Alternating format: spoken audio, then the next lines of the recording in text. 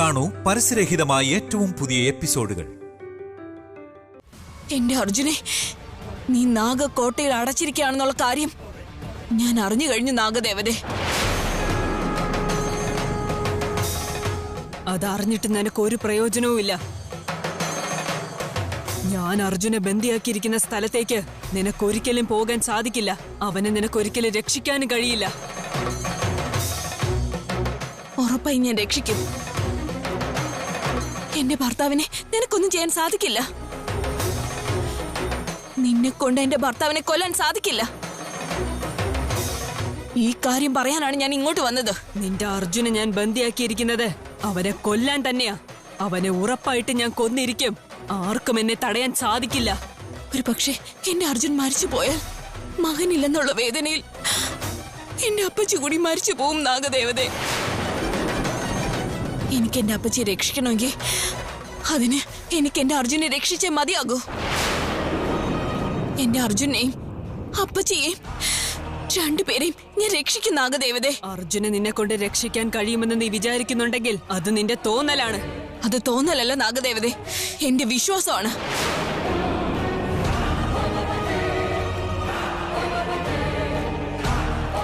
എന്റെ വിശ്വാസം മാത്രമേ ജയിക്കൂ എന്നുള്ള വിശ്വാസം എനിക്കുണ്ട്. എല്ലാ വിശ്വാസങ്ങളും ജയിക്കുമെന്ന് നീ കരുതുന്നുണ്ടെങ്കിൽ അത് തെറ്റാണ്. എന്റെ വിശ്വാസം ഉറപ്പായും ജയിക്കും.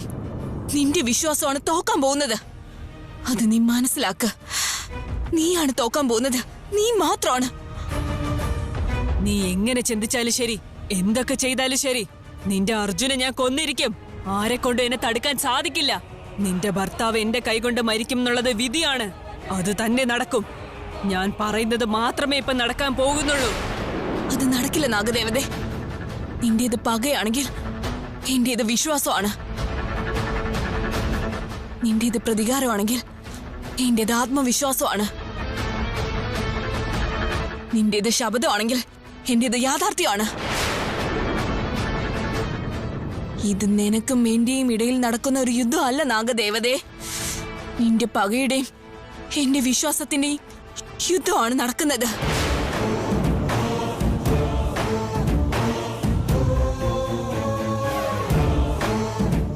നിന്റെ പ്രതികാരത്തിന്റെയും എന്റെ ആത്മവിശ്വാസത്തിന്റെ ഇടയിൽ നടക്കാൻ പോകുന്ന യുദ്ധമാണിത്. നിന്റെ ശബ്ദത്തിന്റെയും എന്റെ യാഥാർത്ഥ്യത്തിന്റെ ഇടയിൽ നടക്കുന്ന യുദ്ധമാണിത്. ഞാൻ ചെയ്യാൻ പോകുന്നത് ധർമ്മയുദ്ധമാണ് നാഗദേവതേ. ഈ യുദ്ധത്തിൽ ഞാനാണ് ജയിക്കുന്നതെങ്കിൽ ധർമ്മം ജയിച്ചതുപോലെയാണ്. ഒരു പക്ഷെ നീ ജയിച്ചാൽ സത്യം തോറ്റ് അധർമ്മം ജയിച്ചു എന്നർത്ഥം.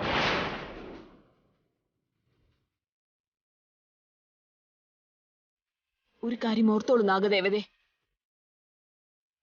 ധർമ്മം അല്ലാതെ അധർമ്മവും അന്യായവും ഒരിക്കലും ജയിച്ചതായി ഒരിടത്തുമില്ലാന്ന് ചരിത്രം നമ്മെ പഠിപ്പിച്ച ഒരു പാഠമാണ്. അത് നീ മനസ്സിലാക്ക്.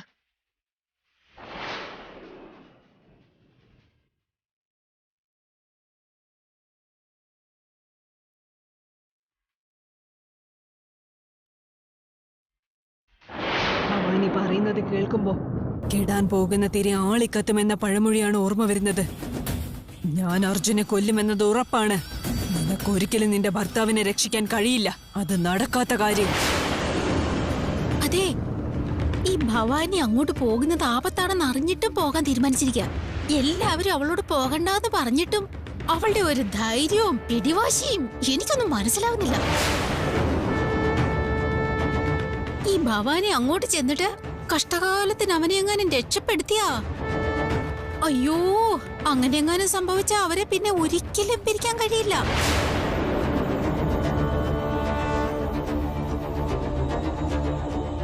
അവള് പോകുന്നതൊക്കെ കൊള്ളാം. അവൾ അവിടെ എത്താതെ നമ്മൾ ഇടയ്ക്ക് വെച്ച് അവളെ തടഞ്ഞെങ്ങാനും നിർത്തിയാ ആ സമയം കൊണ്ട് നാഗദേവതയ്ക്ക് അർജുനെ കൊല്ലാൻ കഴിയുമല്ലോ. ഭവാനി അവിടെ എത്താതിരിക്കാൻ എന്തെങ്കിലും ഒന്ന് ചെയ്യുന്നുണ്ടോ?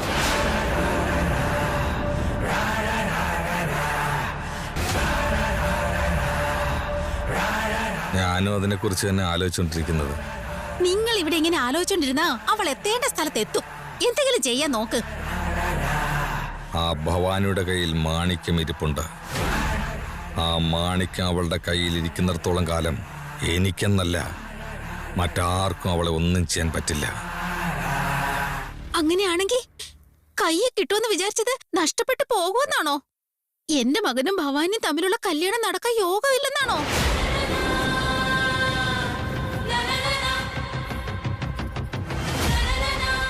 നടക്കും. പക്ഷെ അതിനെന്തെങ്കിലും ഒന്ന് ചെയ്യണം. ഒരു മാർഗം കണ്ടെത്തണം.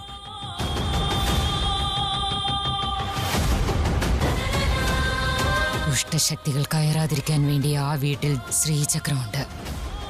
അതുകൊണ്ടാണ് എനിക്ക് അവിടേക്ക് പോകാൻ കഴിയാത്തത്.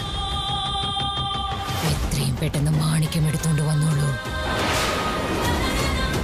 അതിനർത്ഥം ഞാൻ ഈ വീട്ടിലിരിക്കുന്ന സമയത്തോളം ആ അമ്മയ്ക്ക് എൻ്റെ ശരീരത്തിൽ കയറാൻ സാധിക്കില്ല എന്നല്ലേ? എപ്പോഴെങ്കിലും ഞാൻ ഈ വീട് വിട്ട് വെളിയെ പോയാൽ മാത്രമേ ആ അമ്മയ്ക്ക് എൻ്റെ ശരീരത്തിൽ കയറാൻ പറ്റൂ. അപ്പം ആ അമ്മയ്ക്ക് ഭവാനിയെ തടഞ്ഞു നിർത്തി അവളുടെ കയ്യിലിരിക്കുന്ന മാണിക്യത്തെ തട്ടിയെടുക്കാൻ പറ്റും.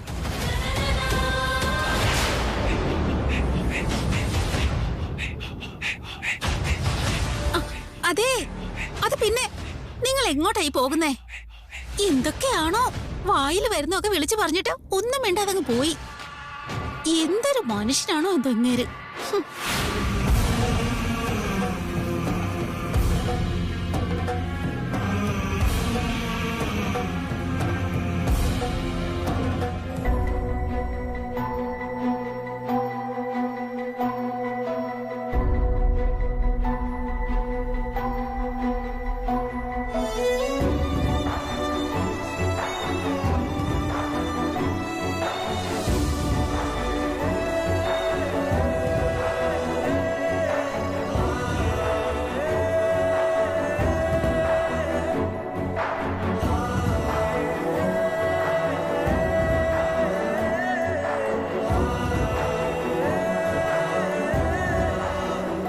ഭവാനിയെ കുറിച്ച് ആലോചിച്ചുള്ള വിഷമമാണോ മോനെ? എന്നെപ്പറ്റി ഞാൻ ചിന്തിക്കുന്നില്ല മുത്തശ്ശി. ജീവിക്കാൻ എനിക്ക് എൻ്റെ കൂടെ ഭാര്യയുണ്ട്. പക്ഷേ എനിക്കെൻ്റെ സങ്കടങ്ങൾ പറയാൻ മുത്തശ്ശിയല്ലാതെ എനിക്ക് മറ്റാരുമില്ല.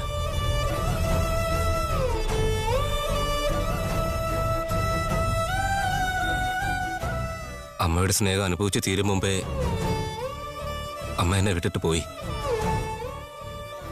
അമ്മയുടെ കുറവറിയാതെയാ അച്ഛൻ ഞങ്ങളെ വളർത്തിയത്. പക്ഷേ അങ്ങനെയുള്ള ആ മനുഷ്യനെ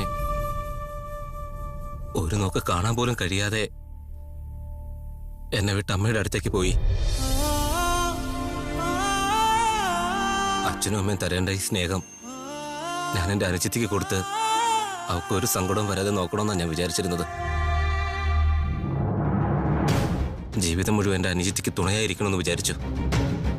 എൻ്റെ അനുജത്തിയുടെ സന്തോഷമാണ് പ്രധാനമെന്ന് വിചാരിച്ചു. അതുകൊണ്ടാണ് ഞാൻ അർജുനെ അവളെ കൊണ്ട് കല്യാണം കഴിപ്പിച്ചത്. ഭർത്താവിനൊപ്പം സന്തോഷമായിരിക്കേണ്ട അനുജത്തി ഭർത്താവിൻ്റെ ജീവൻ സംരക്ഷിക്കുന്നതിന് വേണ്ടി ആപത്തിലേക്ക് പോയിരിക്കുകയാണ്. മുത്തശ്ശി, എൻ്റെ അനുജത്തിക്ക് ഇങ്ങനൊരു അവസ്ഥ വരുമെന്ന് ഞാനൊരിക്കലും ചിന്തിച്ചില്ല മുത്തശ്ശി. ഞാൻ ചിന്തിച്ചില്ല. അപ്പച്ചിയുടെ നിലയാണെങ്കിൽ മോശമായിരിക്കുകയാണ്. അർജുനെ തേടിപ്പോയ ഭവാനി അർജുനെ കണ്ടെത്തുമോന്നും അറിയില്ല. എന്റെ അനുചിത്തിയുടെ സുഖത്തിനും ദുഃഖത്തിനും കൂടെ ഉണ്ടാവേണ്ട ഞാൻ ഇപ്പൊ ഒന്നും ചെയ്യാൻ പറ്റാത്ത അവസ്ഥയിലാണ്. എന്റെ ജീവിതം മാത്രം എന്താ ഇങ്ങനെ? ഞാൻ ചെയ്ത പാവത്തിന്റെ ഫലമാണെന്ന് എനിക്കറിയില്ല മുത്തശ്ശി.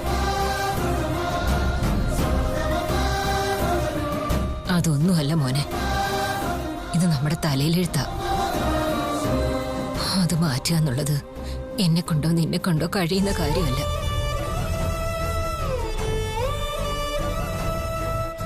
ആ മുത്തശ്ശി, 2 ദിവസം കഴിഞ്ഞ് രാഖി കിട്ടുന്ന ദിവസമാണ്. ഓരോ വർഷവും ഞാൻ രാഖി കിട്ടുന്ന സമയത്ത് എന്തെങ്കിലും ഒരു ഗിഫ്റ്റ് കൊടുക്കുമായിരുന്നു. അതിനെന്ത് വേണമെന്ന് ഞാൻ അവളോട് ചോദിക്കുമായിരുന്നു. പക്ഷേ ഈ വർഷം നിന്റെ ചേട്ടനെ നിന്റെ താലിച്ചരട് സംരക്ഷിക്കാൻ പറ്റാത്ത അവസ്ഥയിലാണ് മോളെ. ഇനി ഇത് എങ്ങനെയായി തീരുമെന്ന് എനിക്ക് നല്ല പേടിയുണ്ട് മുത്തശ്ശി.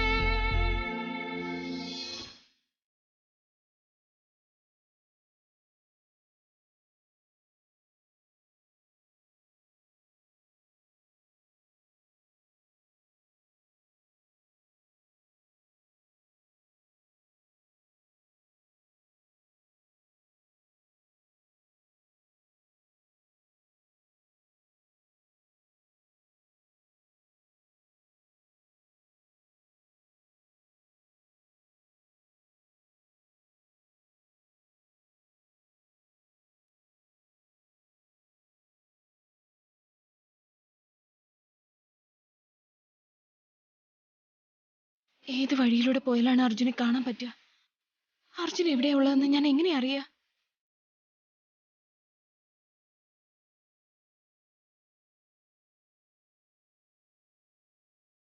ആ നാഗക്കോട്ടയിലേക്ക് പോകാനുള്ള വഴി ഇതുവരേക്കും ആർക്കും അറിയില്ല. അതുകൊണ്ട് കാടിനുള്ളിലെത്തിയാൽ ആ നാഗക്കോട്ട എവിടെയാണെന്നുള്ള കാര്യം നിന്റെ മനസ്സ് നിനക്ക് കാണിച്ചു തരും. നിന്റെ മനസ്സ് പറയുന്ന വഴിയിലൂടെ നീ പോയാൽ മാത്രമേ നിന്റെ ഭർത്താവ് ഇരിക്കുന്ന സ്ഥലം നിനക്ക് കണ്ടെത്താൻ സാധിക്കുകയുള്ളൂ.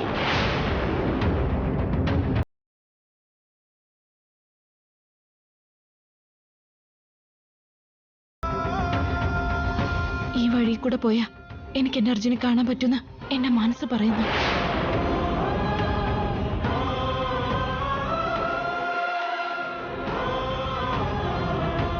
ഭവാനി, ഭവാനി, ഏട്ടാ, ഭവാനി, അപ്പച്ചിയുടെ കൂടെ ഉണ്ടാവണമെന്ന് ഞാൻ പറഞ്ഞതല്ലേ? എന്തിനാ ഏട്ടാ ഇങ്ങോട്ട് വന്നത്? അപ്പച്ചി, അപ്പച്ചിക്ക് എന്ത് പറ്റി? അപ്പച്ചി കണ്ണു തുറന്നു. ആണോ? അതെ, അപ്പച്ചി കണ്ണു തുറന്നു. പക്ഷെ അവരുടെ ആരോഗ്യം എപ്പോഴും വളരെ മോശമാണ്. ഇപ്പൊ നിന്റെ ഈ കയ്യിലുള്ള മാണിക്യമില്ലേ, ഈ മാണിക്യം ഉപയോഗിച്ച് അപ്പച്ചി രക്ഷിക്കാൻ കഴിയുമെന്ന് ആ സിത്തർ പറഞ്ഞു. അതുകൊണ്ടാ ഞാൻ നിന്നെ തേടി ഓടി ഓടി വന്നത്. ആ മാണിക്യങ്ങ് താമോളെ. ഇതിനു മുമ്പും ഈ മാണിക്യം ഉപയോഗിച്ച ആ സന്യാസി വരെയൊരു അപ്പച്ചി രക്ഷിച്ചത്. അദ്ദേഹം ആ മാണിക്യം കൊണ്ട് ചെല്ലാൻ പറഞ്ഞത്. അതിനാ ഞാൻ വന്നത്. ആ മാണിക്യങ്ങ് താമോളെ.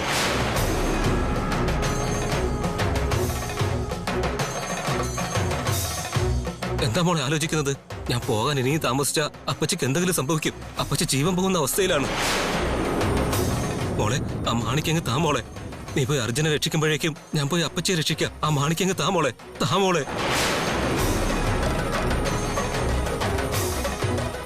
ശരിയേട്ടാ, ഇത് വാങ്ങിക്ക.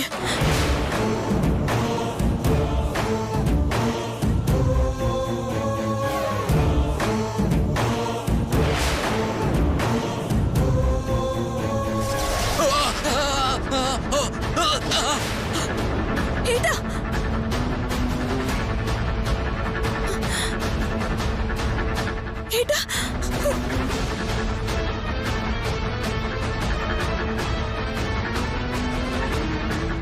ഏട്ടാ, ഏട്ടാ, ഏട്ടാ, ഏട്ടാ, ഏട്ടാ, എനിക്കേട്ടാ, ഏട്ടാ എന്ത് പറ്റി? ഏട്ടാ എന്തേട്ടാ പെട്ടെന്ന് വീണു പോയത്?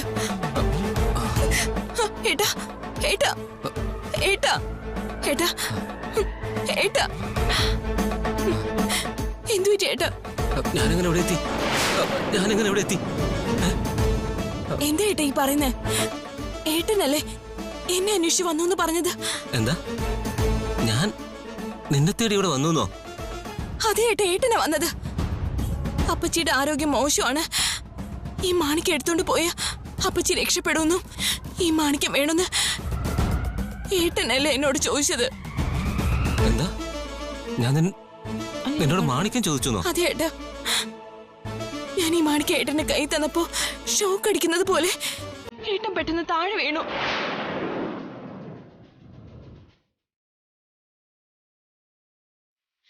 എന്താ ഏട്ടാ ആലോചിക്കുന്നത്?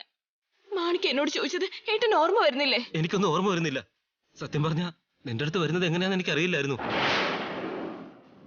മുത്തശ്ശിക്ക് അസുഖം കൂടിയത് കൊണ്ട് മരുന്ന് വാങ്ങാൻ വേണ്ടിയിട്ട് വീട്ടിൽ നിന്ന് പുറത്തുവന്ന് മെഡിക്കൽ ഷോപ്പിലേക്ക് പോയതാ. പിന്നെന്താ സംഭവിച്ചെന്ന് എനിക്കൊരു ഓർമ്മയുമില്ല. ഞാൻ എങ്ങനെ ഇവിടെ വന്നത്, നിന്നോട് എപ്പോഴാ മാണിക്യം ചോദിച്ചത്, ഇതെല്ലാം എനിക്ക് മനസ്സിലാകുന്നില്ല മോളെ.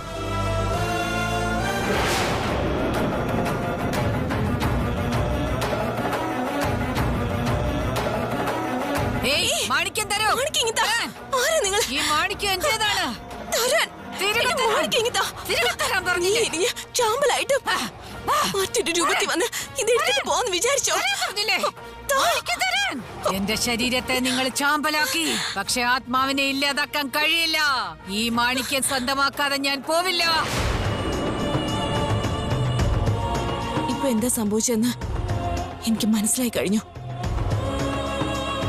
ഈ മാണിക്യം എടുത്തിട്ട് പോവാനായി ആ മന്ത്രവാദിനി എന്റെ പിന്നാലെ വന്നിരുന്നു. ഈ മാണിക്യത്തിന്റെ സഹായത്തോടെ ആ മന്ത്രവാദിനിയെ ഞാൻ ചാമ്പലാക്കിയിരുന്നു. പക്ഷെ അവള് ചാമ്പലായെങ്കിലും അവളുടെ ആത്മാവ് ഇപ്പോഴും അങ്ങനെ തന്നെയുണ്ട്. ഏട്ടൻ വീട്ടിൽ നിന്ന് പുറത്തു വന്ന ഉടനെ ആ ആത്മാവ് ഏട്ടനെ നോക്കി ഏട്ടന്റെ ദേഹത്ത് കയറിയതാണ്. എന്നിട്ട് എന്റെ കയ്യിലുള്ള മാണിക്യത്തെ തട്ടിയെടുക്കാന്ന് വിചാരിച്ചതായിരിക്കും ഏട്ടാ. എന്നുവെച്ചാ എനിക്ക് എന്റെ അർജുനെ കണ്ടുപിടിച്ചേ പറ്റൂ.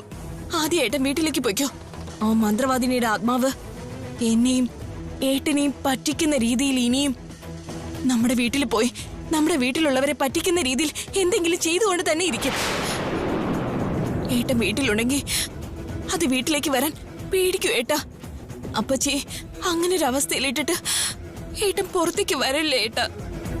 ഏട്ടൻ പെട്ടെന്ന് വീട്ടിലേക്ക് പൊയ്ക്കോ. ആ ശരി. ആ ഭവാനി സൂക്ഷിച്ചിരിക്കണം കേട്ടോ. ആ ആത്മാവ് വീണ്ടും എന്റെ ഉള്ളിൽ പ്രവേശിച്ച് ഇനിയും നിന്നോട് മാണിക്യം ചോദിക്കാൻ വന്നേക്കാം. നീ വളരെ സൂക്ഷിക്കണം മോളെ, വളരെ സൂക്ഷിക്കണം നീ. സൂക്ഷിക്കണേ. ഏട്ടൻ പെട്ടെന്ന് പൊയ്ക്കോ. ശരി മോളെ.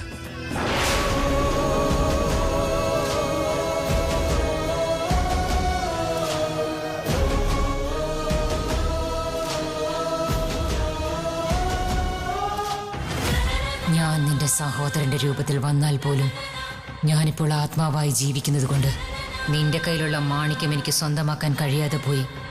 എങ്ങനെയെങ്കിലും നിന്റെ കയ്യിലുള്ള മാണിക്യം എനിക്ക് സ്വന്തമാക്കിയേ മതിയാവും. അല്ലാതെ ഞാൻ നിന്നെ വിടില്ല ഭവാനി, വിടില്ല ഞാൻ. ആ മാണിക്യം നിന്നിൽ നിന്ന് ഞാൻ സ്വന്തമാക്കുന്നത് നോക്കൂ. ഉറപ്പായും ഞാനത് സ്വന്തമാക്കും. വിശ്വംഭരി.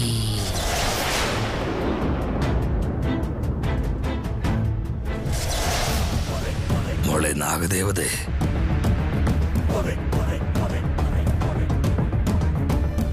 ഗുരുദേവ, നിന്റെ ഭക്തിയായ ഭവാനി സാധാരണ ഒരു പെൺകുട്ടിയല്ല മോളെ.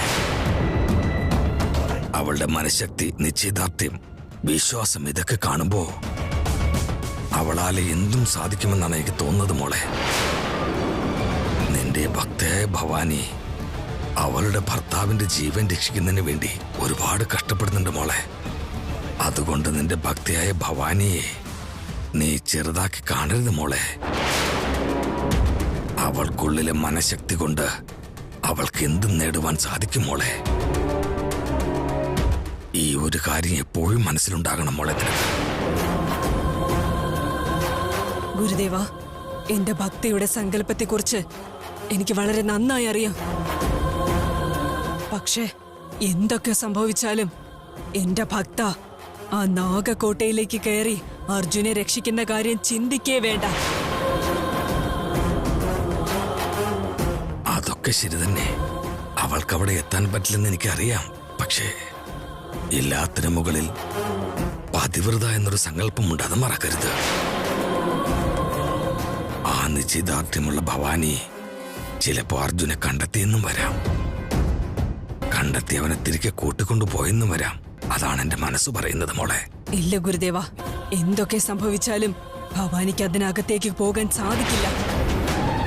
മനുഷ്യൻ എത്തിച്ചേരാൻ കഴിയാത്തൊരു സ്ഥലത്താണ് ഞാനിപ്പോ അർജുനെ ബന്ദിയാക്കിയിരിക്കുന്നത്.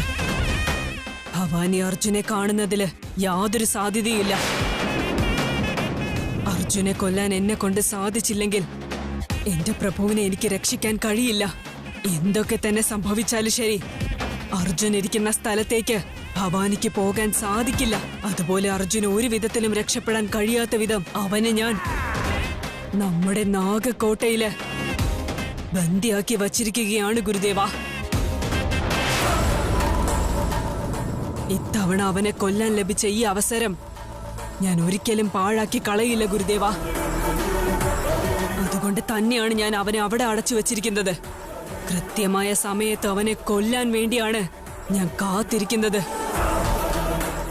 ആ സമയം വരുമ്പോ അർജുനെ ഞാൻ കൊന്ന്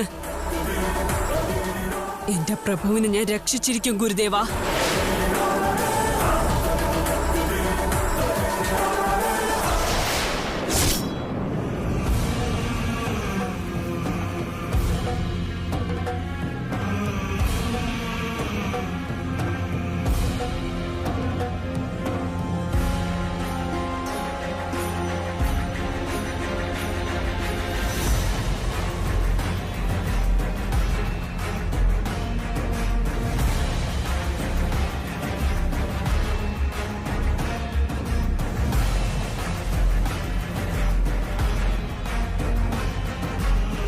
മുത്തശ്ശി, എന്താ ഇവിടെ നിൽക്കുന്നേ?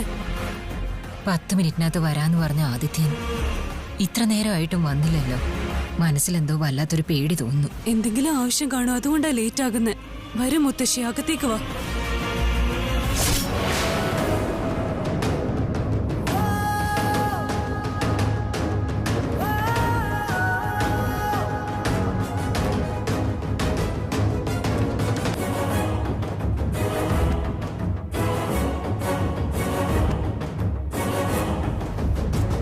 ഇത്ര നേരം നീ എവിടെ പോയതാ? എന്താ കാര്യം? എവിടേക്കാ പോയതേട്ടാ?